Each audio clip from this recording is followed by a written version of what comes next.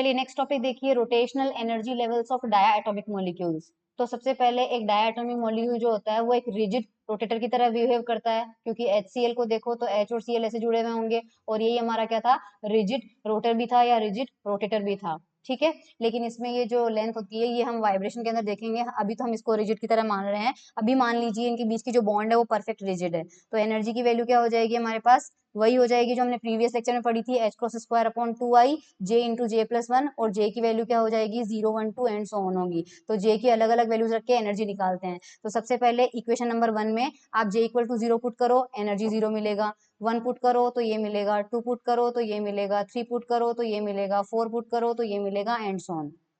इसके अलावा अगर हम दो लेवल के, ये कोई भी दो लेवल ले लेंगे, उनके बीच का अगर गैप फाइंड आउट करेंगे कॉन्जिक्यूटिव, तो मान लीजिए कि j इज इक्वल टू 1 पर, और कोई भी इस मान लीजिए कोई एनर्जी लेवल करस्पॉन्डिंग था J से, तो इसके जस्ट अगले वाला किस पे आएगा, J प्लस वन पे आएगा। इन दोनों के बीच में डिफरेंस ऑफ एनर्जी निकालते हैं, तो मान लीजिए डेल्टा ई निकालते हैं, तो J प्लस वन पर एनर्जी कितनी थी और J पर एनर्जी कितनी थी वो करना पड़ेगा। तो H cross square upon 2i तो आ जाएगा साथ में, ठीक है, और हमें पता है H cross square upon 2i, और फॉर्मूला कितना था, J प्लस वन था। तो सबसे पहले एनर्जी की वैल्यू हमें निकालनी पड़ेगी, तो J को क्या पुट करना है, J प्लस वन, तो इस J को रखेंगे J प्लस वन, और ब्रैकेट में इस J को रखेंगे J प्लस वन, और ये प्लस वन ऑलरेडी है तो J प्लस टू हो जाएगा। तो J plus one J plus two minus EJ, यानी J की जगह J ही रखना है, तो J की जगह J ही रखोगे तो वापस ये वाला एक्सप्रेशन मिल जाएगा, तो J प्लस वन आ जाएगा। अब इसको आप अंदर, इस J प्लस वन को इस J प्लस टू से पूरा अंदर मल्टीप्लाई करो,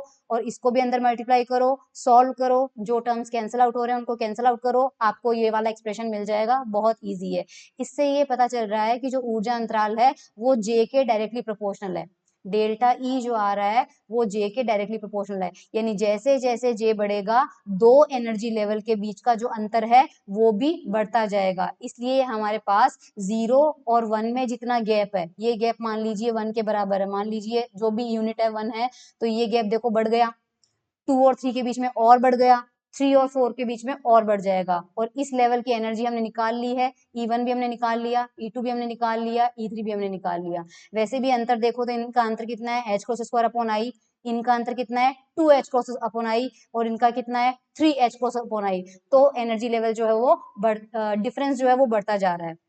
तो डायटोमिक मॉलिक्यूल्स के, तो यहाँ पर यही चीज हमें समझानी थी। और अगर हम देखें H cross square upon I के फैक्टर में बढ़ रहे हैं, यानी ये लेवल, ये जो एनर्जी है वो यहाँ 1 लगा हुआ है, यहाँ 3 लगा हुआ है, यहाँ 6 लगा हुआ है, यहाँ 10 लगा हुआ है, लेकिन आगे सब कांस्टेंट सेम है, H क्रॉस अपॉन आई। अगर इसका ऑर्डर ज्ञात करें तो ये लगभग 10⁻³ इलेक्ट्रॉन वोल्ट होता है।